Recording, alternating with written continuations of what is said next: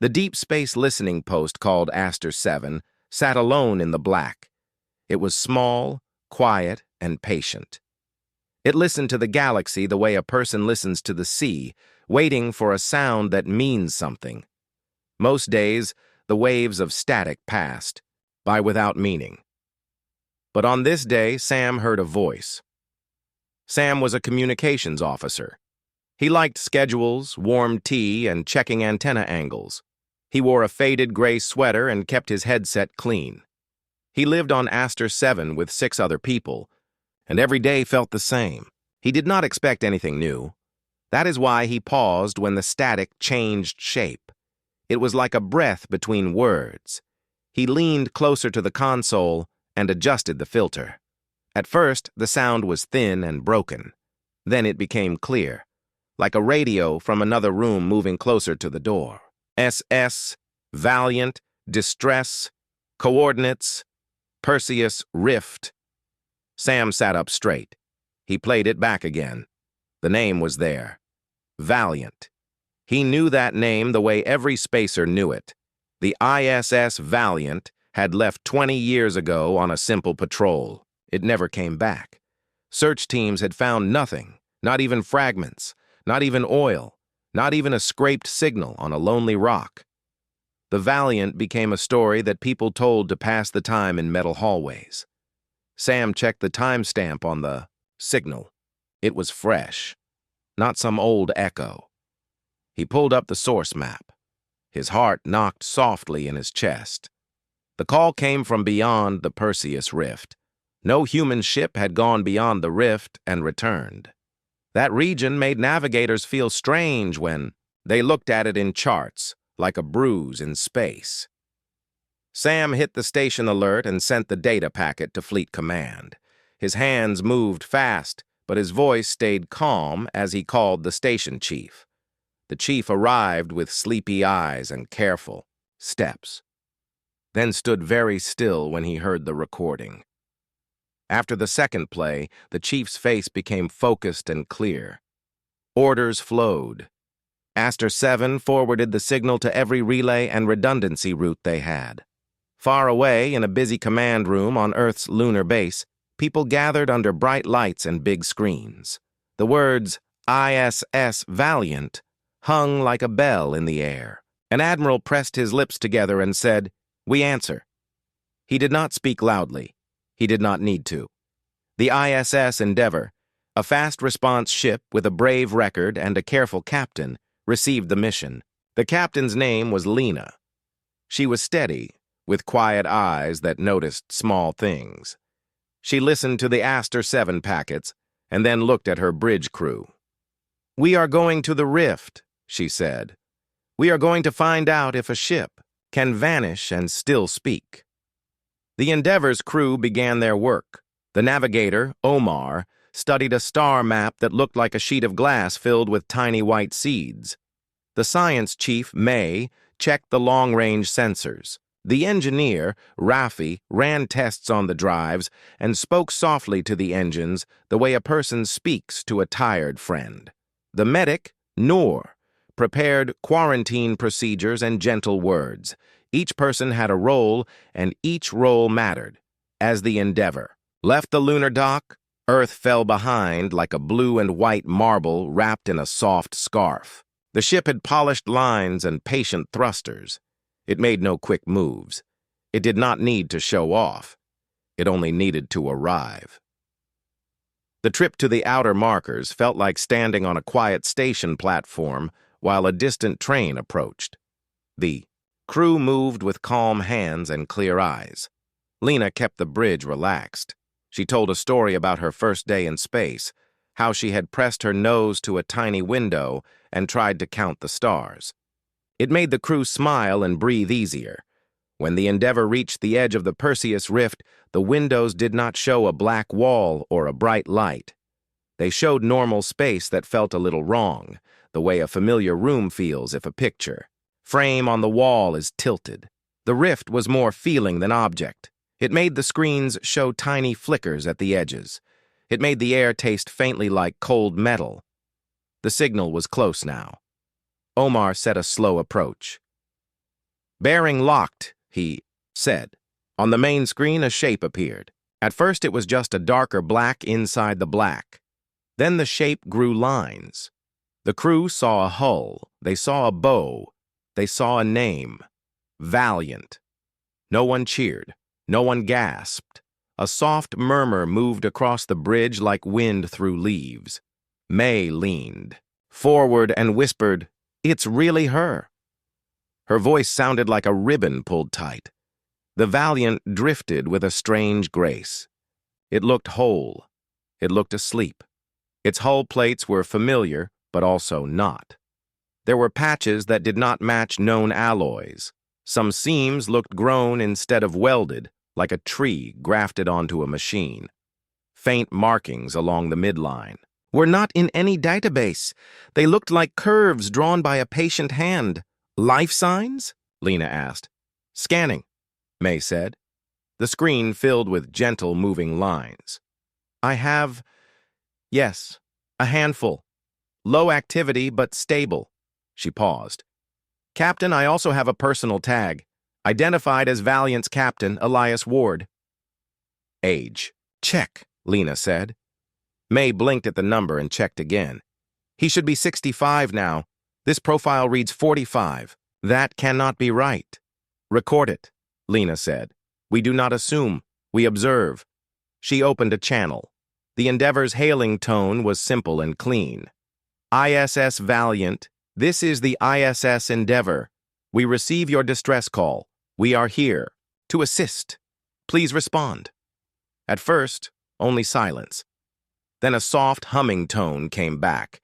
It was not the normal echo. It had layers, like a chord. The crew felt it in their teeth. A voice followed. Calm, human, tired and clear. "Endeavor, this is Valiant Actual. We request permission to dock." The voice paused, as if choosing each word carefully. "We do not request rescue."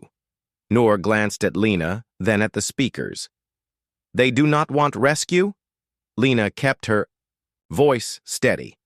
"Valiant, this is Endeavor. You are cleared to dock if you can maneuver. We can assist."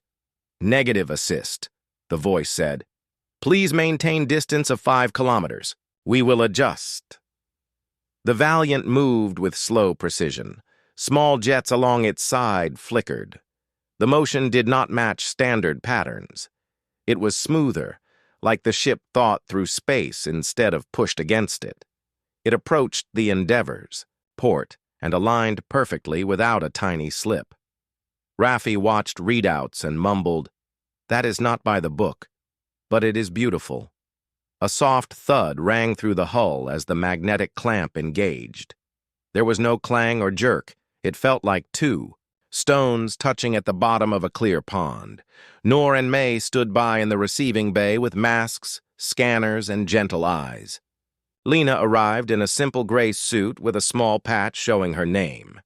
She did not wear bright medals. She did not want to startle anyone who had been away for 20 years. The inner door opened. A group of 4 stepped through. They looked human, and they looked tired in a way that did not show only in their faces. Their clothes were clean but strange, woven with a pattern that shifted when seen from the corner of the eye. The man in front had steady eyes. He looked at Lena and smiled in a quiet way. "Captain Lena," he said, "I am Elias Ward." He did not look 65. He looked like a younger man who had seen too much sunrise. "Welcome aboard, Captain Ward," Lena said. "We are glad to see you." "And we are glad to see home," he said softly. He looked around the bay, as if making sure the walls understood. Noor stepped forward with care. "We will do a light check, just for safety. Is that all right?" "Yes," Ward said. "Light only." His gaze moved to the scanners. "Please do not go deeper." May met his eyes. "We can keep it simple," she said. "Heart rate, oxygen, temperature." "And nothing that speaks to the Watchers," Ward said. Lena tilted her head. "The Watchers?" Ward gave a small, tired smile. "Words can be walls or doors. For now, let them be walls. Noor took readings. The numbers were normal, but the eye graphs had tiny patterns inside them that looked like threads. May's hands hovered over the display, fascinated and careful. She did not touch anything that might ask a question the device was not ready to answer. Raffi reported from engineering. Captain, the Valiant's hull shows blended materials. Some of it is ours, some of it, I do not have a word. It bends field lines like soft wood bends wind. Log it, Lena said. Touched nothing yet. Ward looked grateful. Thank you, he said. Please keep your distance from our cargo hold. Do not open it. Do not scan it. Not right now. Can you tell us why? Lena asked. Her voice stayed kind even. Ward nodded. I will, but not here. I need to speak to Earth's highest authority. I need to deliver a warning I wish I did not carry. He glanced at his 3 crewmates, a woman with short hair and calm eyes, a small man with careful hands, and a tall person whose gaze stayed soft and far away. We have been in a place where time is a different story. Lena thought for a moment. We are a long way from Earth, she said. We can relay. Ward shook his head, and for a heartbeat there was a ripple in the air near his shoulder. It was nothing, and also not nothing, like heat above a road. Words sent across open sky may draw eyes. I am sorry. We must speak in person. May shifted. Her weight. Captain Ward, where have you been? Ward looked at the deck, then at the stars through the small viewplate. We crossed the edge of a book the galaxy forgot it had written, he said. We did not mean to. We were pulled. He touched the sleeve of his suit. The fabric changed shade and then returned to normal. Some of what we carry is not technology by our understanding. It is shaped thought. If we use the wrong questions, it will listen. Noor held her breath and then let it out slowly. We will be gentle, she said. I know, Ward said. The Endeavor and the Valiant moved together through quiet space like 2 lanterns on a calm river.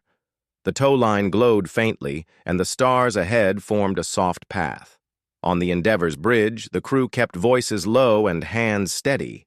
They all felt the same thing, a gentle note under the normal hum of the ship, as if space itself was humming to them. Captain Lena watched the screens and thought about the word Ward had used. Watchers. She did not like names without faces, but she respected the warning. Her job was to bring everyone home and to do it with care. She breathed in, breathed out, and felt the ship breathe with her. May sat at the science station with a tablet balanced on her knee. She adjusted the long-range sensors to the lightest setting, like turning a dimmer so low it was almost off. She did not want to ask big questions. She wanted to listen like a guest at a quiet table. The data drifted in, soft curves, gentle rises, small ripples around both ships. It looked like the surface of a pond when a leaf falls into it. May shared the display with Omar. He had a good eye for patterns and a calm voice that made numbers feel friendly. See here, she said, pointing at the thin lines. It is not noise. It repeats every 16 seconds. A calm, slow wave. Omar nodded. Like breathing, he said. Raffi leaned in from the engineering console. The drives feel it too, he said. It is not a push. It is more like a hand on the shoulder, saying, I see you. The engines are fine. They just notice it. Notice is okay, Lena said. We can be noticed. We will not perform. A soft chime sounded from the docking corridor. Noor's voice came over the intercom, warm and gentle. Captain, I have the Valiant crew in the Endeavor mess for a meal. Simple food, warm drinks, quiet seats. Is that good? That is good, Lena said. I will join you in 5. In the mess, the light was soft. The floor was clean, and the tables were set with simple trays. The Valiant crew sat together, holding cups of tea. Ward looked better than before, as if a small weight had lifted since he stepped onto a familiar ship. The woman with short hair was named Hana. The small man with careful hands was named Rui. The tall person with the soft, faraway gaze was named Sol. Nor moved between them with an easy kindness, refilling cups and offering bread. Lena entered and gave a small smile. She liked this room. It always made people breathe a little easier. "How is the tea?" she asked. "Like the sun," Hana said, and then looked shy, as if the words were too large. "I mean, it feels warm." "It is a good sun," Rui added. His voice had a slight tremble, like a string that had been plucked and then quieted. "We did not have warm food where we were." Sol ran a fingertip along the rim of the cup and watched the small circle they made. "Warm is a kind of music," Sul said softly. Lena took a seat.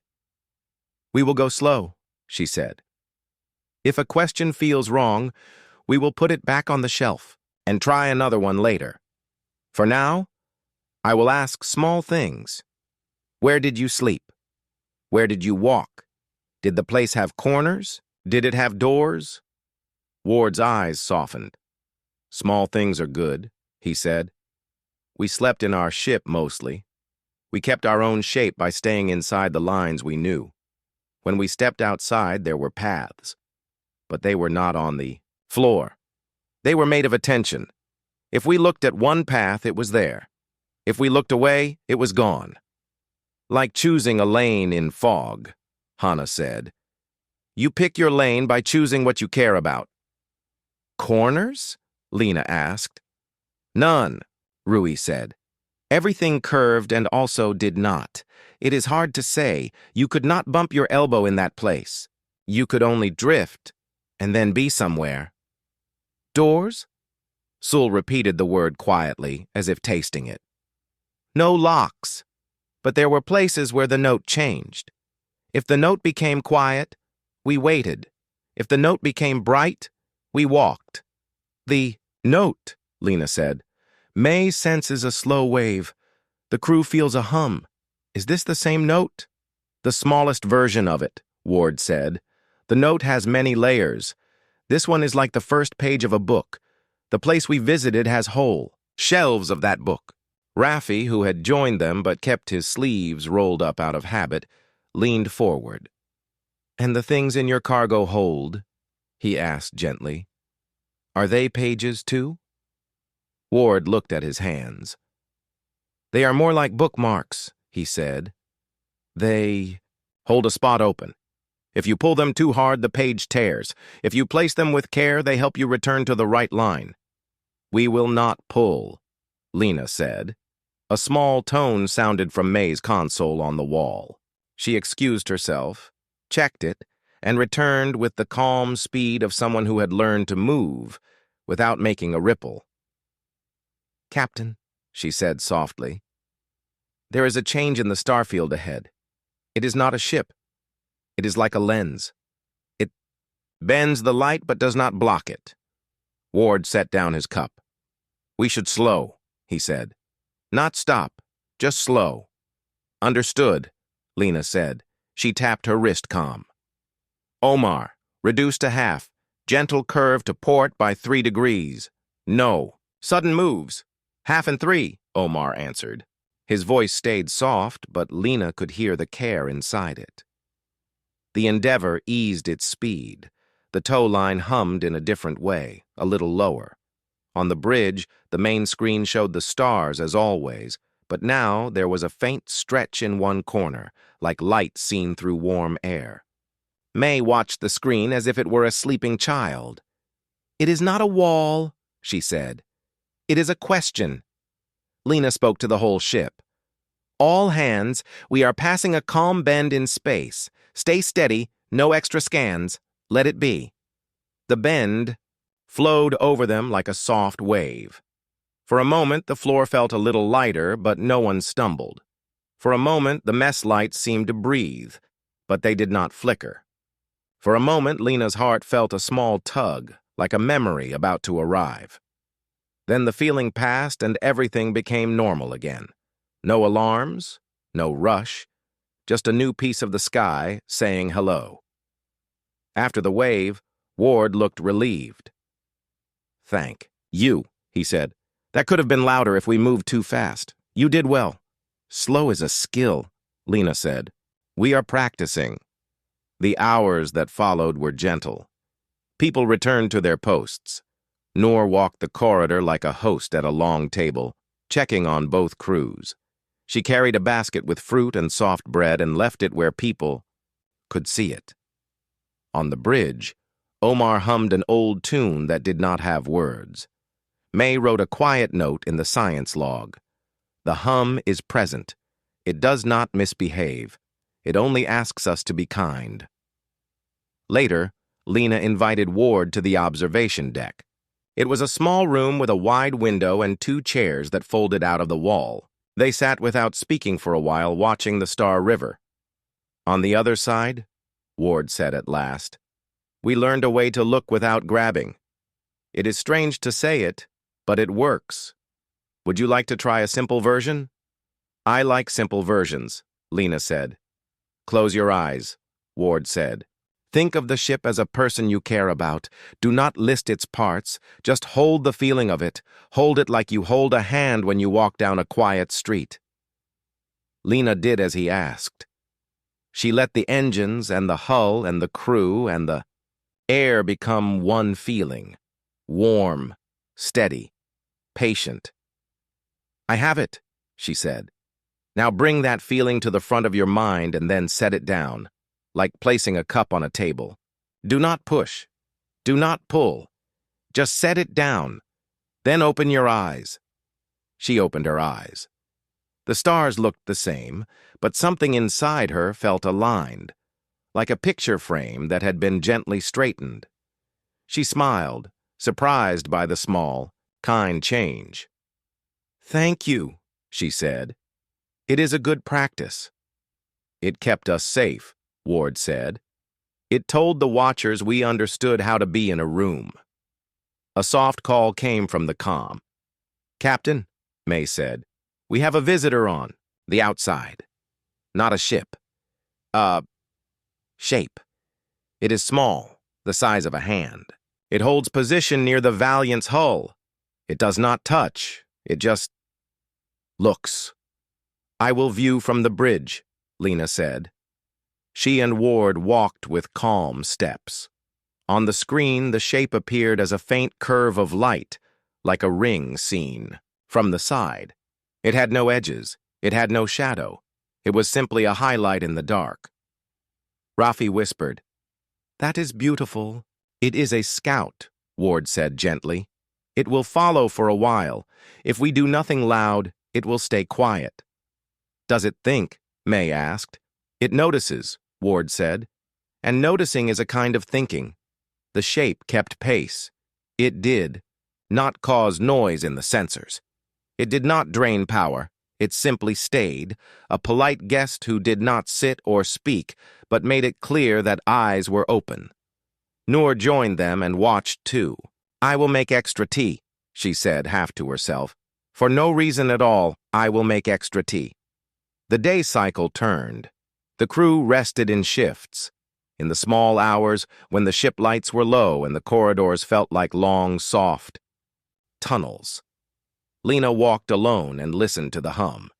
It was still there, calm, slow, almost kind. She stopped by the Valiant's sealed cargo bay. She did not open it. She did not touch it. She placed her hand on the air near the door and thought of the practice Ward had taught her. She set the feeling of the endeavor down like a cup on a table and let the quiet stand between the ships like a small bridge. Inside the cargo bay, unseen, something shimmered once and then went quiet again, as if a sleeping thing had turned and found a warmer place on the pillow. In engineering, Rafi ran a costume of simple tests on the tow line, not to ask the line for secrets, but to thank it for being strong. He spoke to the engines about long walks and slow mornings. He updated the logs with small words. "All steady," he wrote. Engines feel calm. The ship feels seen. On the science deck, May recorded the slow wave and shared a chart with Omar. The lines rose and fell like a gentle tide. The Endeavor's journey toward Earth continued with quiet care. The hum beneath the ship's normal sounds was still there, calm and steady, like a soft drumbeat far away. The faint, curved scout that had been following them since the rift still kept its polite distance, drifting in and out of view like a gentle ripple on water. Captain Lena had grown used to seeing it on the screen. It no longer felt strange, just present. She didn't forget it was there, but it didn't feel like a threat. Instead, it felt like a reminder that they were not traveling unseen. On the bridge, Omar made small adjustments to their path. Tiny, changes so smooth they felt like turning a page in a book. May kept her sensors on the lowest setting, just enough to monitor the tow line and the space immediately around both ships. Raffi's engines purred, steady and happy, like a cat sleeping in the sun. The Valiant stayed quiet. Its lights glowed softly, its hull curves reflecting starlight in ways that were both familiar and strange. Sometimes, Lena caught herself staring at it through the forward window, wondering what it had seen and how much of its story was still untold. That morning cycle, Ward requested a private meeting with Lena in the observation deck. She agreed, and met him there, bringing 2 cups of tea. Ward accepted his cup, nodding with a faint smile. "Thank you, Captain. I thought it might be time to share a little more. But carefully." "I like careful," Lena said, taking her seat. Ward stared at the starlit view for a while before speaking. "The place we were pulled into, it didn't have space the way you think of it. It wasn't empty. It wasn't full. It was aware." Lena listened without rushing. "You mean, it noticed you?" Ward nodded. "Yes, noticed, and responded. If you acted with patience, the paths you needed would appear. If you rushed or demanded, the place became difficult. Not angry, not hostile, just silent." "And the Watchers?" Lena asked. "They're not one species or one shape," Ward said. "They are old, very old. Some have no shape at all unless they want to. Some were ships once, now alive in a way you wouldn't understand. They don't live in our space, but they can reach into it." Lena thought for a moment. "And they gave you the things in your cargo hold?" Ward's eyes darkened slightly. "Not gave. Allowed us to carry. They are not gifts in the way humans trade gifts. They are markers. Bookmarks in their great book. If we keep them, we are tied to them. If we use them without permission, we are telling them we are ready for their attention again." Lena didn't ask to see the cargo. She didn't even look toward the Valiant on the display. "You're saying if someone on Earth tries to use them too quickly?" "They will come," Ward finished quietly. A soft chime interrupted them. May's voice came over the comm, calm but alert. "Captain, we're picking up something ahead. It's small and slow-moving, but unusual." Ward stood immediately.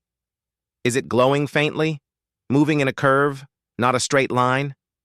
"Yes," May said. "That's not debris," Ward said. "That's an emissary. It means a message." Lena didn't like the word emissary. It carried weight. "Understood. Bring us to 1/4 speed, Omar. Let it approach." The object ahead drifted closer until the forward screens could see it clearly. It was a ring of light, thin and almost transparent, turning slowly in the void. It was not like the faint scout that followed them. This one was brighter and seemed to pulse gently, in rhythm with the hum they'd been hearing. "Does it communicate?" Lena asked. Ward gave a slight nod. "Not in words. It shows." The ring stopped in front of them, holding position between the Endeavor and the path to Earth. Then, without warning, the bridge displays shifted. No one had touched a control, but the main screen filled with an image. It wasn't a normal picture. It was more like a memory pressed into their minds and eyes at the same time. They saw Earth, Not the present Earth, but an Earth surrounded by unfamiliar shapes in the sky, ships with forms that bent light strangely. Then the vision shifted to a dark, wide expanse, the Perseus Rift, only it was filled with lines of light, like veins running through stone. Then came a final image, the Valiant's cargo hold, open, its strange objects glowing like embers in a fire. The hum grew louder. The feeling was clear even without words. If you open them, we return. The image faded. The ring of light pulsed once more, then drifted aside, leaving their path clear. On the bridge, no one spoke for a moment. The air felt heavier, as if the ship was thinking along with them. Finally, May exhaled. That was not a threat, but it was not casual either. No, Ward agreed.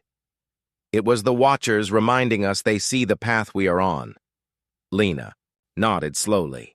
Message received. She turned to Omar. Resume course. Same speed as before. No changes. The crew obeyed, though the quiet felt different now, more like the pause after a deep breath. Later, in the mess, the two crews sat together. Noor placed food on the tables, simple dishes that smelled of home. Hana broke her bread into small pieces, her eyes thoughtful. They know we are going home, Hana said quietly. They have always known, Sul replied. The question is whether they will stay where they are when we arrive. Rui, who had been silent most of the journey, finally spoke. I think they are curious. We left their place without breaking it. That must mean something to them. Ward glanced at Lena. And if Earth listens, we might keep that respect. The rest of the day passed without more visions, but the feeling of being observed never faded. The scout shape still followed them, and now the crew felt sure it was reporting their every move.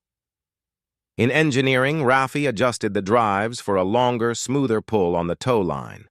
He spoke to the engines in his usual soft voice, but he also found himself speaking to the space outside the hull as if someone, or something, might be listening there too. Engines are happy, he reported later, but it feels like they're humming along with us now, not just working for us.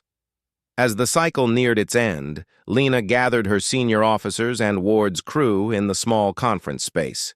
She wanted to make sure everyone understood what the emissary's vision meant. We are not to open the Valiant's hold until Fleet Command agrees, Lena said firmly.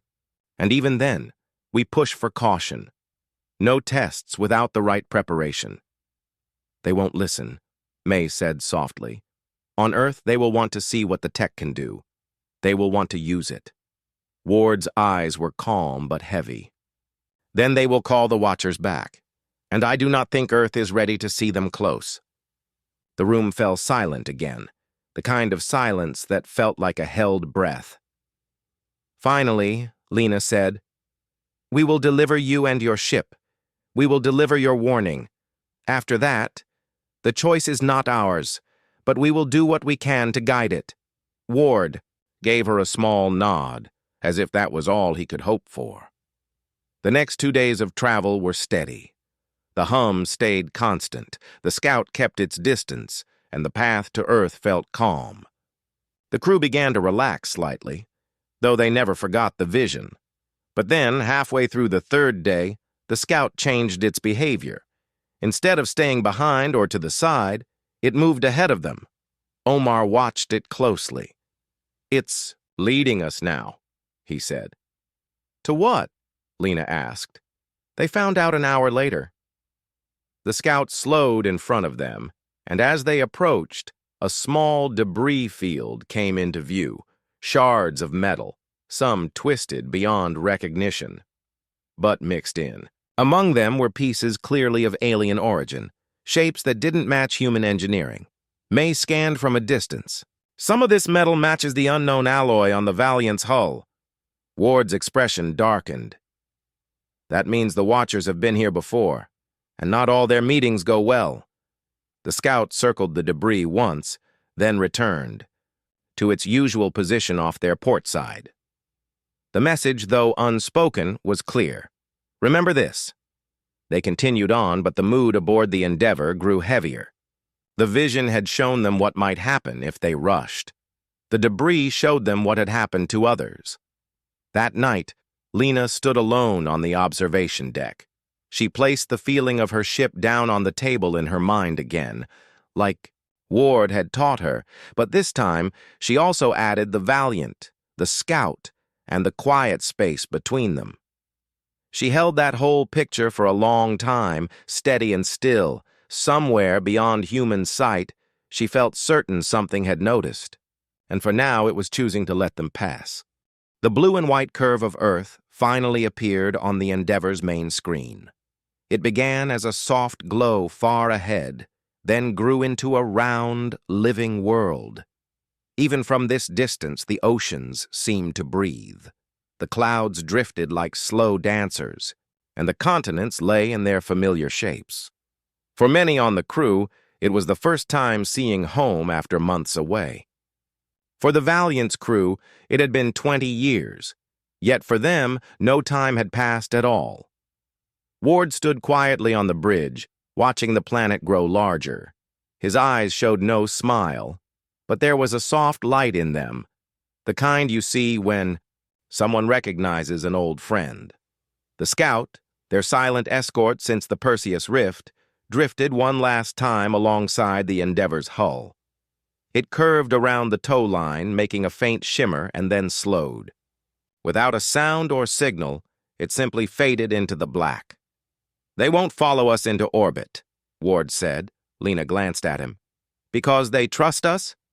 "Because their part is done," Ward replied. "The next part is ours." The Endeavor contacted Lunar Fleet Command. The reply came fast, an official clipped voice. "Endeavor, you are cleared for Earth approach. Maintain escort pattern with the Valiant. Dock at Lunar Station Alpha for debrief. You are to remain on station until given further orders," Lena confirmed, keeping her tone calm. "Understood.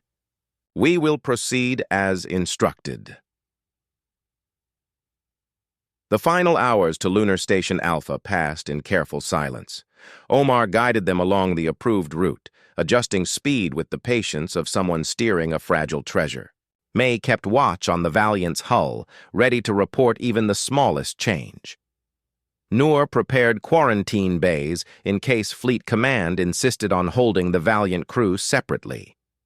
As they neared the station, the crew could see it, bright lights in a great ring, rotating slowly against the black. Dozens of other ships were docked there, but none caused as much attention as the two that approached now. Across the station's communication lines, voices buzzed with rumors. "It's really them, after 20 years. I heard they brought something back.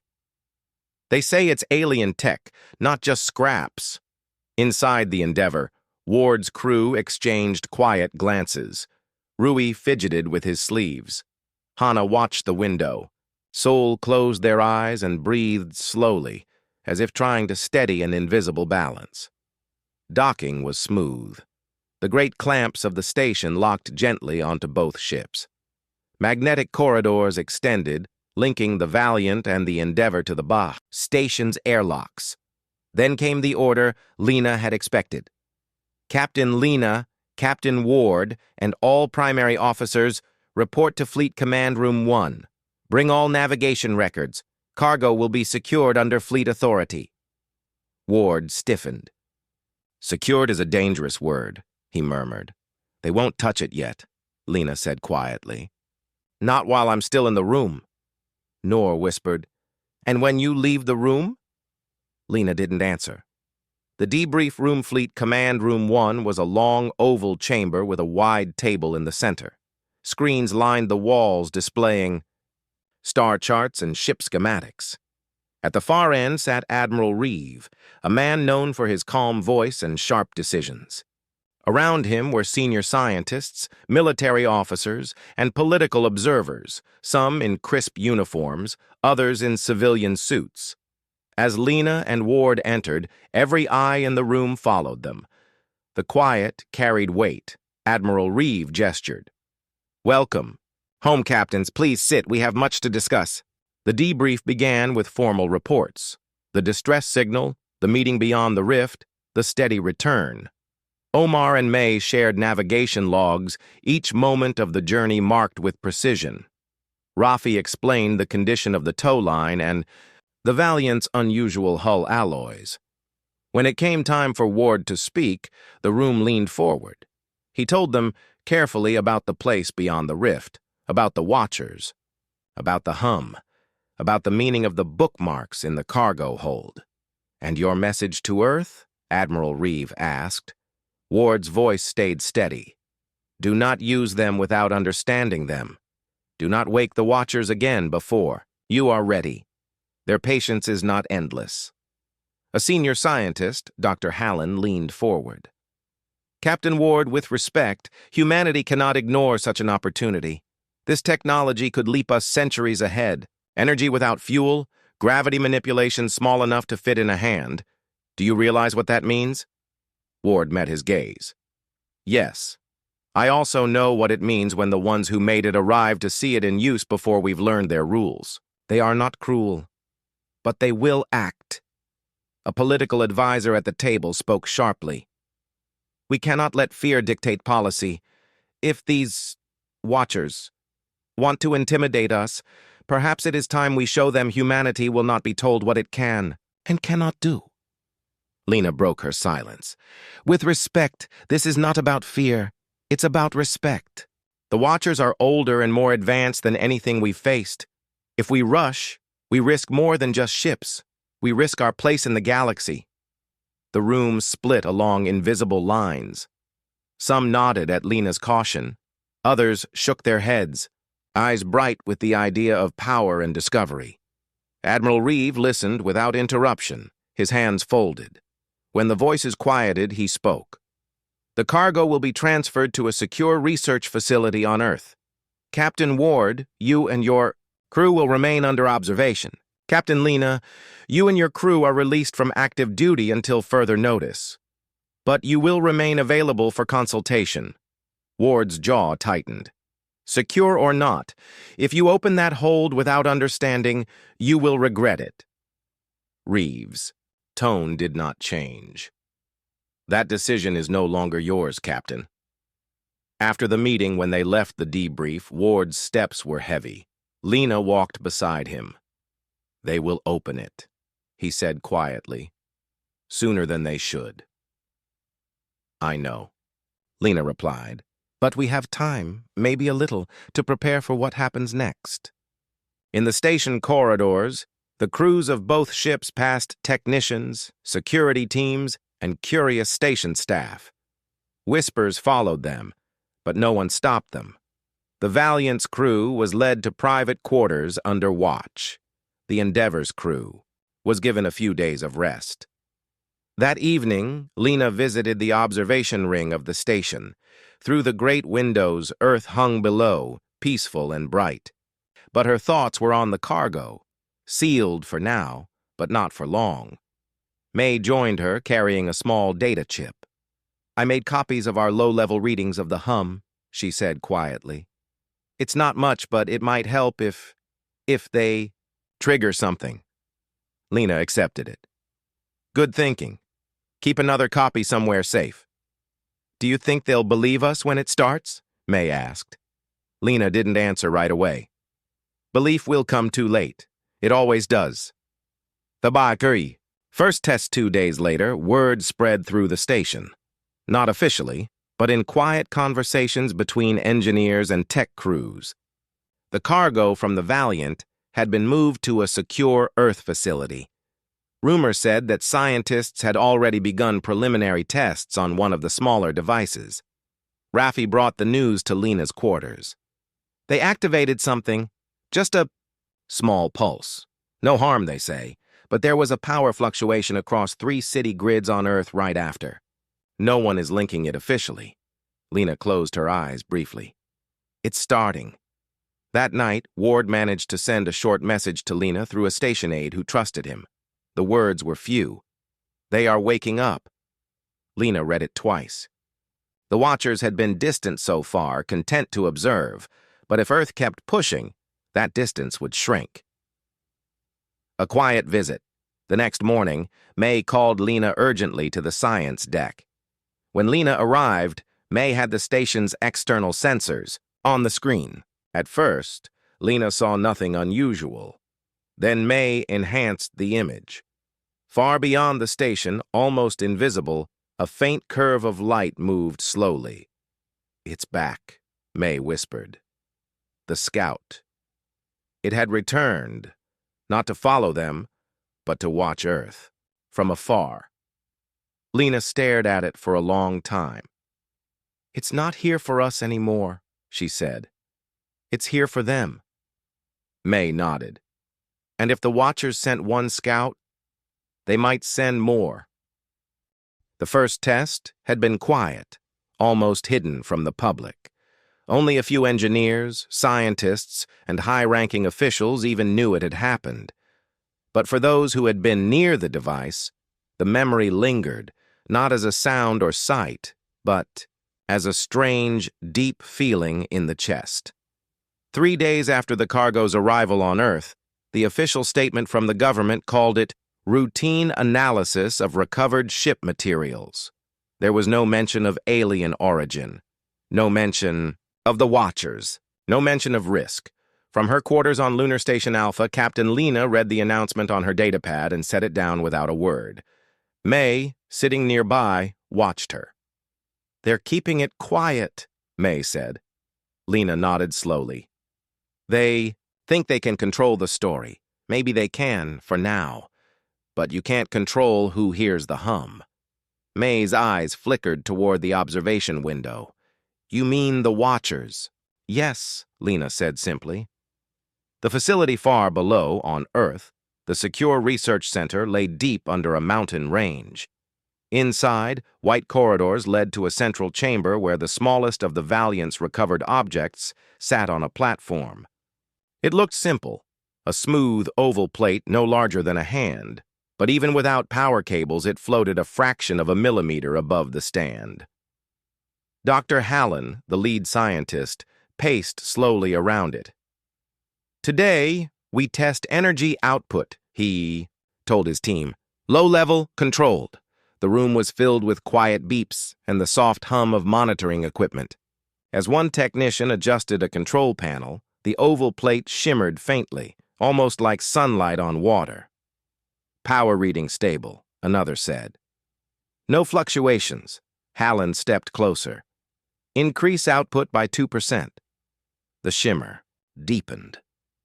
The air in the room seemed to thicken, as if sound was moving through something heavier than air. The hum that filled the space wasn't coming from the speakers, it was coming from the object itself. Then, just for a heartbeat, every light in the facility dimmed. Lunar Station at. That exact moment, Lena was on the observation deck, speaking, quietly with Ward. He stopped mid-sentence, his eyes narrowing. "Did you feel that?" Lena looked around. "The lights?" "No," Ward said. The hum changed. May's voice came over the comm. "Captain, we just had a half-second drop. In station power. Not a malfunction. Every sensor shows it came from outside." Ward's expression tightened. "They've touched it again." The sky changes. An hour later, long-range observatories picked up faint anomalies in high orbit around Earth. Not ships, not meteors, just curves of light, so faint they could be mistaken for reflections. But they moved. On the station, May pulled up the images and showed them to Lena. "There are 3 of them now. One scout was with us. These are new." Ward stood beside them. "They're not hiding anymore. That means they've decided to pay closer attention."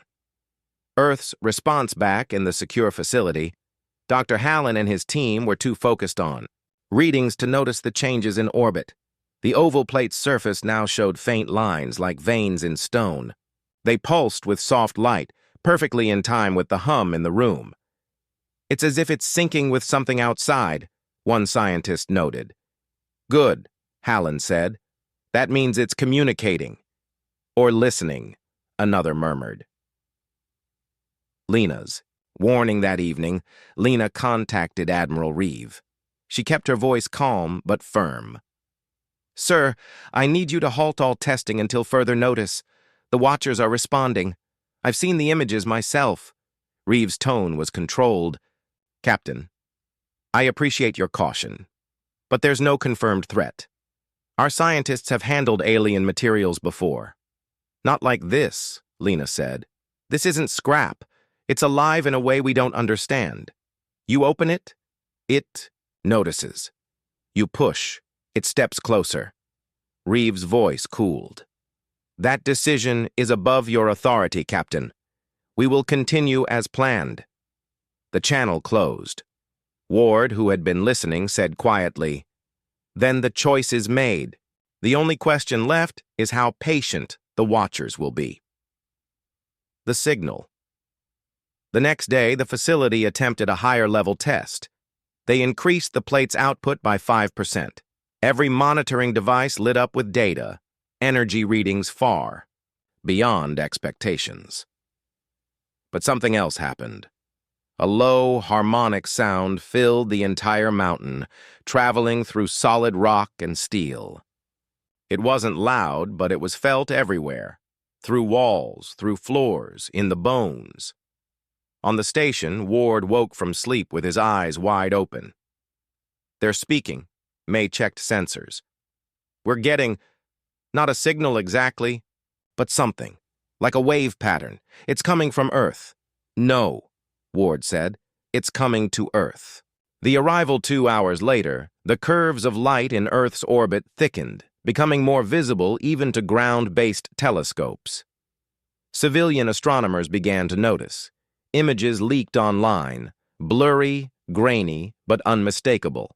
Public chatter exploded with theories. Alien visitors, atmospheric effects, secret projects. The government issued a brief statement about research satellites and light phenomena, but it did little to calm curiosity. On Lunar Station Alpha, Lena stood before the main display. The shapes were no longer faint.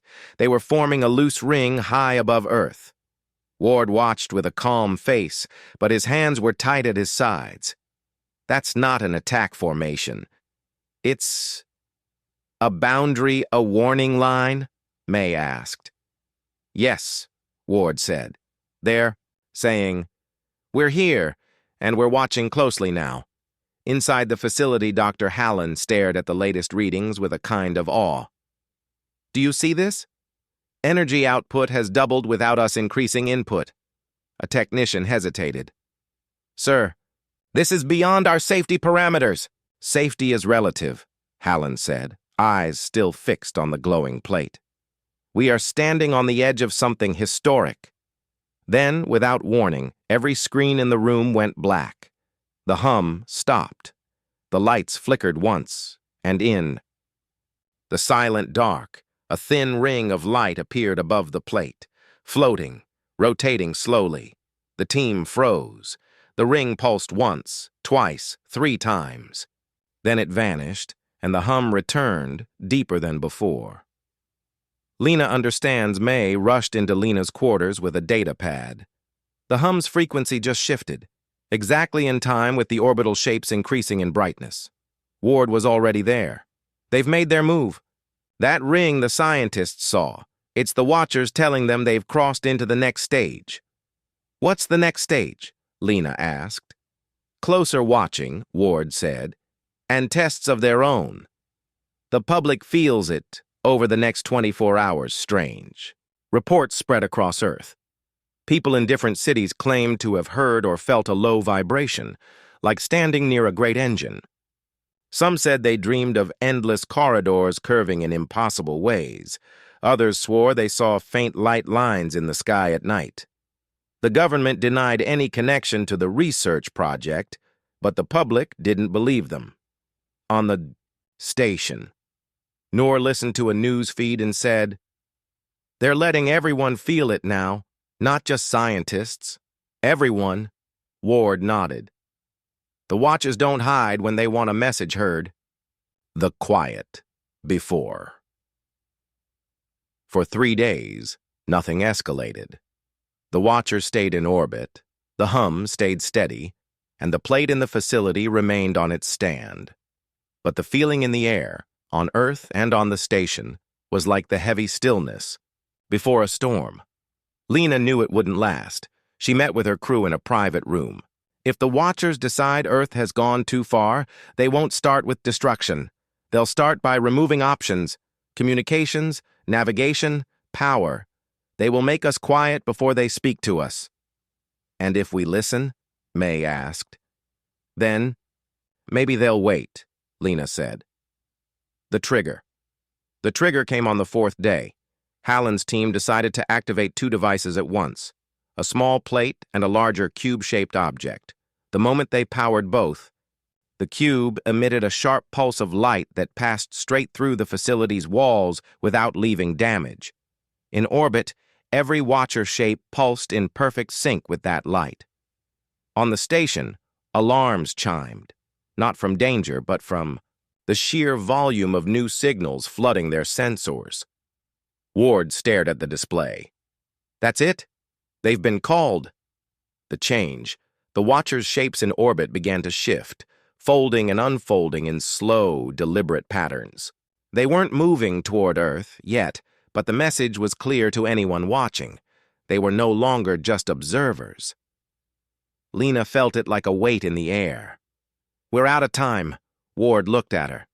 Now the question is whether Earth will stop or keep going. And deep in the secure facility, Dr. Hallen looked at the glowing cube and whispered to himself, what else can you do? Their shapes now glowed clearly in orbit around Earth, bright enough for even the untrained eye to see from the ground. People no longer argued about whether something was there. They argued about what it meant. On news broadcasts, experts debated endlessly. Some said it was a show of force. Others called it a peaceful signal, a kind of galactic handshake. But for those who had met the Watchers' attention before, the meaning was simple. We are here now. Decide your next step carefully. Captain Lena stood on the Lunar Station Alpha observation deck, watching the great curve of Earth below and the faint arcs of light above it. May joined her, holding a tablet. They've expanded their ring, May said softly. It's no longer a loose pattern. It's almost complete. Lena kept her eyes on the lights. A boundary line. May nodded. Yes. And I think when the circle closes, something will change. The facility far beneath a mountain on Earth, Dr. Hallen and his team were preparing another test. The small oval plate and the larger cube sat on separate stands. This time, the plan was to activate them together and attempt to measure any connection between them. One scientist hesitated before starting. Sir, the orbital phenomena are increasing in brightness. Maybe we should, Hallen cut in. We are here to learn. We can't stop now because of patterns in the sky. The cube pulsed once as its systems engaged. The plate's shimmer deepened in response, as if the 2 objects recognized each other. The hum in the room grew stronger, vibrating through the floor. Every screen lit up with patterns, circles, curves, lines that shifted too fast for the eye to follow. One technician whispered, "This is language." Lunar Station. At the same moment, alarms sounded softly on Lunar Station Alpha, not danger alarms, but priority alerts. May ran to the science console. Captain, she said, every Watcher shape in orbit just aligned with each other. They're in perfect geometric formation. The circle is almost closed. Ward, who had been standing quietly in the corner, spoke without turning his head. They're answering. Answering what? Lena asked. The call the scientists sent, Ward replied. Now they will see what kind of conversation Earth truly wants. The shift in the sky from Earth's surface, the Watcher's ring suddenly pulsed with light, once, twice, 3 times. People looked up from cities, towns, and remote villages. Some took photos, others stood in silence. And then, slowly, the light circle began to shrink toward the planet. It wasn't fast. It wasn't a strike. It was deliberate, like a great lens focusing. May's readings confirmed it. They're lowering their orbit. They're not touching the atmosphere, just coming closer. Lena felt the air on the bridge grow heavier. That's the second to last warning, she said quietly. Inside the facility, the watchers moved. The devices in the secure lab began to change. The plate floated higher above its stand. The cube's surfaces unfolded into thin layers of light, each rotating slowly. The hum in the room was no longer steady. It now matched the watcher's pulse. One scientist stepped back. "Sir, I think they're syncing with the objects. They're connected directly." Hallen's eyes were locked on the cube. "Then we've done it. We've opened the channel." The scientist shook his head. "We haven't opened it. We've given them the channel." Before Hallen could respond, the lights in the facility dimmed. The screens went blank, and in the center of the room, between the plate and the cube, a shape appeared. Just a curve of light, turning slowly, much like the scouts they had seen before. It hung there, silent, waiting. The decision point. On the station, Lena's comm came alive.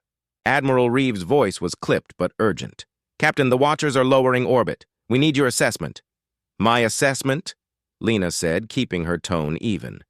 "They're reacting to what's happening in the facility. Shut it down, now." "That's not confirmed," Reeve replied. "It doesn't have to be confirmed," Lena said. "It's obvious. They gave us warnings all the way from the rift to here. You open their things without asking, they step closer. If you keep going, they'll do more than watch." There was a pause. "That decision is still with the Council," Reeve said at last. "But your warning will be logged." Lena closed the channel and looked at Ward. "They won't stop." Ward's expression was calm but sad.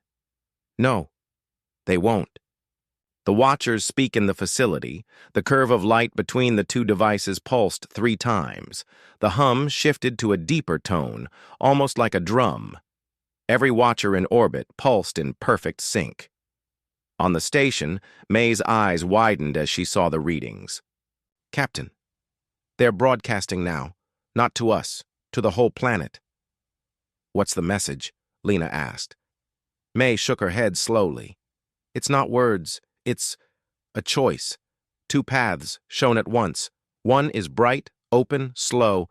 The other is sharp, fast, and ends suddenly." Ward listened with his eyes closed. "They're telling Earth, slow down and we stand with you. Rush and we step in." The clash of wills back on Earth, inside the facility, Dr. Hallen faced his own decision. The readings in front of him were more than he had ever dreamed. Clean energy beyond limits. Patterns that could lead to new physics.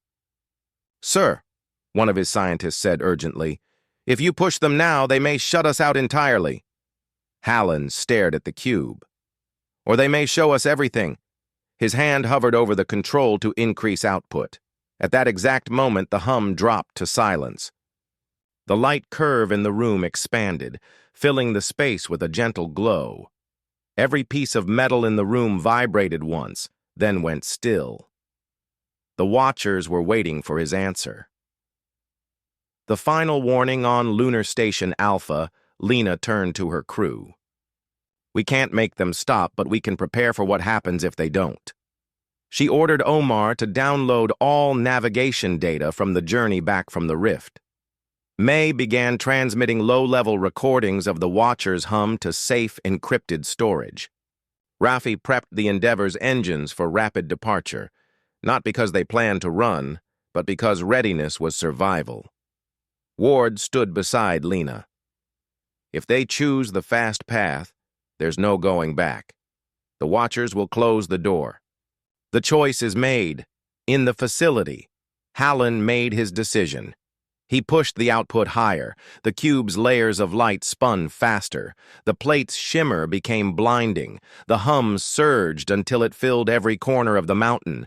Then, in a single perfectly timed moment, every Watcher in orbit flared with white light. The flare lasted only a second, but when it ended, every power grid on Earth and in orbit shut down. Silence. The lights on Lunar Station Alpha went out. The air systems shifted to backup. Every console went dark. Outside the observation windows, Earth lay below, still bright from sunlight, but utterly silent. Lena felt the hairs on her neck rise. "They've done it. They've quieted us." Ward nodded. "Now they will speak on their terms." The message slowly, faint lines of light appeared in the black around the station, symbols, shapes, flowing in a ring. The same was happening around Earth. Anyone looking up from the surface could see the patterns moving across the sky. May's voice was soft. "It's not language we know, but it feels like meaning." Ward closed his eyes. "It says, 'Not yet. You are not ready. We will wait. But do not call again without cause. Return of power.'" Few minutes later, lights across the station flickered back to life. Reports came in from Earth. Power grids returning, communications reactivating. The Watcher's ring was still there, but its glow was dimmer now, as if they were stepping back once more. In the facility, the plate and cube were dark, inert, no longer floating. Dr. Hallen stared at them, the weight of his choice heavy in his eyes. Aftermath. 2 days later, the Watchers began to drift higher, their ring loosening. Some disappeared entirely, fading into the black. On Lunar Station Alpha, Lena stood with Ward at the window. "They didn't punish us." "Not exactly." "No," Ward said. "But they reminded us who sets the pace." Lena nodded. "And now, the question is whether we'll remember." Epilogue. The Endeavour was cleared for return to Earth. The Valiant, still carrying its sealed cargo, was placed in permanent secure orbit, guarded but untouched. Publicly, the event was called a temporary technical incident. Privately, everyone who had been close to it knew better. The Watchers were still out there, and next time Lena thought they might not wait so patiently.